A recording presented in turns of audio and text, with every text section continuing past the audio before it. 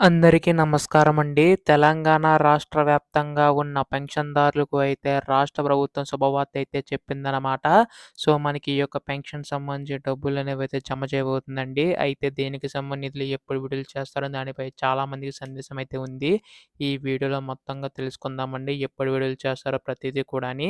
అయితే ఇక్కడ మనకు ముఖ్యంగా చూసుకున్నట్లయితే ఎన్నికల్లో అయితే హామీ ఏది ఇచ్చింది కదా! రాష్ట్ర ప్రభుత్వం అయితే. ఇక్కడ మనకి వృద్ధులు, వితంతులకి రూ. 4,000, దివ్యాంగులకి రూ. 6,000 చొప్పున ఈ యొక్క పెన్షన్ ఇవ్వడం అయితే జరుగుతుందండి. పెంచి ఇవ్వడం అయితే జరుగుతుంది. అయితే గత ప్రభుత్వంలో మనకి ఆసరా పెన్షన్ కింద వృద్ధుల, వితంతులకి రూ. 2,000 అలాగే దివ్యాంగులకి రూ. 3,000 అయితే పెంచేవారనమాట.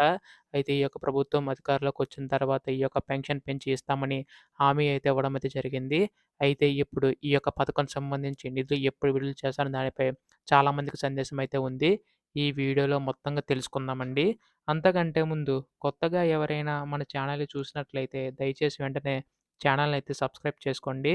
చాలామంది వీడియోని చూస్తున్నారు గానీ సబ్స్క్రైబ్ చేసుకోవడం లేదు.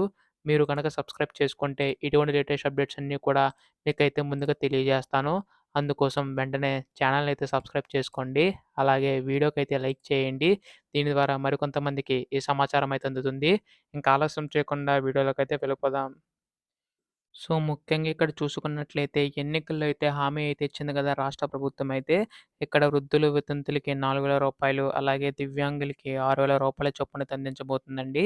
అయితే ఇక్కడ మనకి ముఖ్యంగా చూసుకున్నట్లయితే ఈ యొక్క నిధుల విడుదలకు సంబంధించి ఏటా మనకి 22,000,00,00,000 నిధులు అవసరమయ్యే అవకాశం ఉందని చెప్పి రాష్ట్ర ప్రభుత్వం అంచనా అయితే వేసిందనమాట.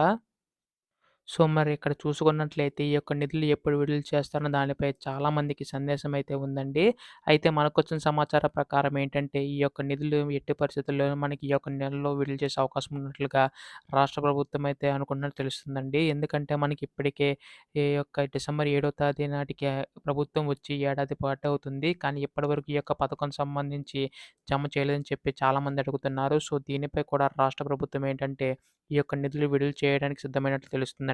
అయితే దీనికి సంబంధించి కూడా మనకు త్వరలో అధికారిక ప్రకటన అయితే రానుంది. ఇప్పుడు ఏ అధికారిక ప్రకటన వచ్చినా మీరు ముందుగా తెలుసుకోవాలనుకుంటే దయచేసి వెంటనే ఛానెల్‌ని అయితే సబ్స్క్రైబ్ చేసుకోండి. ధన్యవాదములు. జై హింద్.